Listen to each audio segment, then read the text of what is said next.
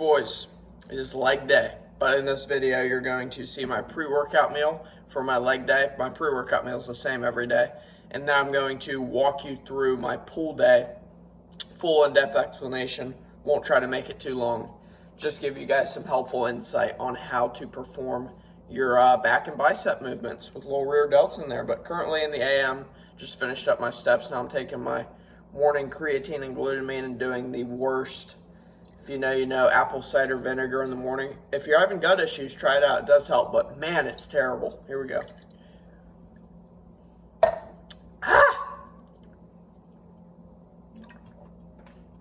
Yeah, keep it short. Go into eat meal one, do some work. Then I will show you the pre-workout meal, talk you through it, and then we'll go through a pull session, run through, and break down. Beautiful. Meal one. Little morning Joe. Schoolwork. ChatGPT is a powerful tool. That's all I'm going to say, guys. Post-meal one, client check-ins going down. If you're interested in my coaching services, you can inquire through the link in my bio on my Instagram or send me a DM with any questions you may have. The next time I'll see you, you will be seeing my pre-workout meal, and I will discuss why I eat everything that I'm eating in it. The fuel, 140 grams of white rice, 110 grams of chicken breast. Those are both raw weight. 50 grams of veg. We have 5 to 10 grams of sugar-free Polynesian sauce, G. Hughes, if you don't know, get to know, and 30 grams of raisins. So my pre-workout meal is the highest carb meal of the day. Now, I'm in a gaining phase, right? So obviously we do want to prioritize carbs in the pre-workout meal. But to be honest with you, your glycogen storages are always going to be full if you're in a calorie surplus constantly. So yeah, it's my highest carb meal of the day. Does it need to be in a gaining phase? No. But if you are in a diet phase, prioritize carbs peri-workout, pre, intra, and post-workout to maximize training performance, because in a diet, you're trying to hold on to muscle. So if you are in a diet, do not try to evenly space out your carbs throughout the day. Most of your carbs should be coming around that workout window. In a gaining phase, you can evenly split them up. Not as big of a deal, but I still like to prioritize the carbohydrate intake pre, intra, and post, even in a gaining phase. So that's why 140 grams of raw white rice is a pretty good chunk of carbs. I think this meal's like 150 something grams of carbs, so it's a pretty good amount.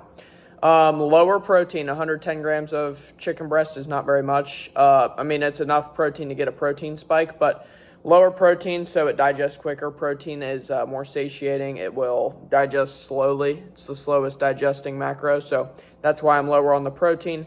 50 grams of veg, it's a lower amount of veg. I do 150 in my other meal and 100 in my meal four. So lower veg, same thing, just so everything digests quicker. Lower in fiber. Fiber slow digesting. Everything's going to digest quicker, because that's why I want my pre-workout meal. I eat this 60 to 90 minutes before training. After about 30 minutes, dude, I feel empty. I feel ready to go. So that's why there are 30 grams of raisins. Easy carbs, guys. In a gaining phase, dry fruits, honeys, jams, easy carbohydrates, low food volume. They're not going to make you feel full. That's why I eat those, to be honest with you. And then I have 3 grams of salt. I also do want to mention that 3 grams of salt. Salt your meals, guys, especially pre-workout, man. Have a decent amount of salt, right? Because, it's just going to help. It's going to help you feel better in the gym, but it's also going to give you a sick pump. And who doesn't love a nasty pump? I don't care if it doesn't mean that you're getting good gains, right? It's not, you don't train for the pump, but who doesn't love a good juicy pump? So 3 grams of salt in that meal. So for the pre-workout meal, guys, like I said, prioritize carbohydrates, especially if you're on a diet, right? Carbs. It should be your carb-heavy meal if you're in a diet, especially even if you're in a gaining phase. I still would like a good chunk of carbs. I think it should be your highest carb meal of the day, no matter what phase you're in. And find foods that digest well with you, right? Don't eat foods that are going to sit, like oats. I know if I ate oats before, an hour before training, a decent amount of oats, I know that would sit in my stomach and feel like a rock. Now, if oats digest well with you and you want to eat them pre-workout, okay. Also, depending on how long before your workout you're eating, food sources would vary. So, if you have to eat 2 hours before you work out, right, you're going to want slower digesting carbs, like maybe a potato or oats. You're going to want fats in this. I don't have any fats. Not saying that you can't add fats. But if you're eating 60 to 90 minutes before training, I wouldn't go crazy with the fats. Like I wouldn't go over 15, 20 grams of fats just because fats slow digestion, right? They're going to make you feel fuller, kind of groggy, especially if you have a high like don't eat a burger and fries before a lift. Like you're just going to, all that blood's just going to be sat in your gut and you're going to feel terrible. The pump's going to suffer too. So I go no fat in this meal just so everything digests super quick. You can obviously add a little bit of fats, like if you had 5 to 10 grams of olive oil in this meal, 10 grams of dark chocolate, 15 grams of dark chocolate. It ain't going to kill you, but I just prefer, I've tried fats. I mean, I didn't mind it, but I like the no fats better. I just feel like everything digests quicker. So there's that. High carb, like I said, I would recommend eating it 60, 90 minutes before training your pre-workout meal if possible. Low to no fats, like lower, moderate at the highest, like no high fat in the pre-workout meal. And find foods that digest well with you, right? Examples of pre-workout meal, you can do this basic chicken and rice meal that I like. If you like something sweet, like a cream of rice, berries, and whey protein, maybe even a cereal, low-fat milk, whey protein, like just something that's going to be quickly digestible, sits well with you, gets right through your stomach so you feel empty for training. That's how I like to feel. So I'm going to devour this pre-workout meal, watch some Ganabolic. He's got a leg day video up, the session before the session. Get the mind in the right space because I am going to hit legs today, but I'm going to voice over my pull session after this. So that's pre-workout meal. That's what I would look for in your pre-workout meal, and I will catch you for the voiceover and outro of the video. All right, squad, we're back. Leg day wrapped up, destroyed, progressed everything pretty much. And over here, I'm going to overlay my clips from my pool session yesterday. So I actually didn't get this on video, but I did 2 sets of hanging leg raises. Train your abs, period. All right. Next, first real movement was, so I start my pool days with biceps because my biceps suck, to be honest with you. And if you can't do biceps before your back movements, if you do a bicep curl and then it's taking away from your back movements, then your execution on your pull downs and rows suck. So I do 3 sets of a single arm bicep curl. Now you're going to see this does not really look like a normal single arm bicep curl. Like a lot of people, I'm going to stand up. A lot of people, you know, like they have the cable right here and they're standing right by it. And then they're like, kind of like, they move their shoulder all loads, man. Bicep curl, guys. Sorry, I have pants on, by the way. It was leg day, so I'm like rolled up. But bicep curl. So you're gonna see in this single arm bicep curl, like I'm like here when the weight is straight out. I'm not all the way down, and I think about digging my shoulder up into my upper lat, and I am not moving at the shoulder. Your shoulder should stay completely still the whole time in a bicep curl. All you need to think about in a bicep curl is elbow flexion, right? Move at the elbow. That's it. Keep the shoulder still and move at the elbow and then flex your flex your bicep. It's really that simple, but a lot of people just need to drop the ego, lower the weight, and actually use their biceps and stop getting a ton of front delt activation out of it. But yeah, so 3 sets here. These are freaking nasty, guys. If you haven't tried this variation, try it. It's nasty. It's a lot. You'll use whole lot less weight than you do on a normal single arm bicep curl. So 3 sets there. Then we went on to a single arm pull down on the cable stack because my gym doesn't have a machine. Single arm pull down. Anything with lat training, guys, we're thinking keep the arm path tight to the body, and we're thinking driving down to the elbow. Like on these pull downs, like I see a ton of people, they're thinking more pull towards them, right? And they're getting a ton of bicep flexion at the bottom. Like you want to, on this pull down, you want to initiate the movement by dropping your shoulder, depressing your shoulder, and actually pull down, not to you, okay?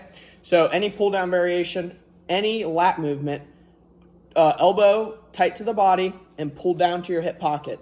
Another thing with lat training, you're going to see like my hip positioning. You want to tilt that opposite side, the working. So like I think I'm working my right arm if I'm not mistaken. My left hip is as far away from the right side of my arm as possible. That's going to create the most distance between your hip and your lat because your lat runs through your hip, which gives you the most range of motion.